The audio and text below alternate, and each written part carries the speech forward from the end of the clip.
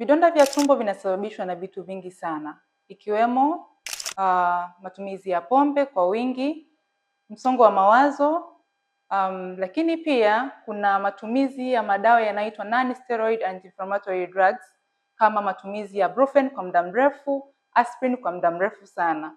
Ila pia kuna bakteria huyu anaitwa H. pylori infection ambao kwa tafiti zimesema 50% ya watu wengi humu duniani wana maambukizi ya huyu bakteria.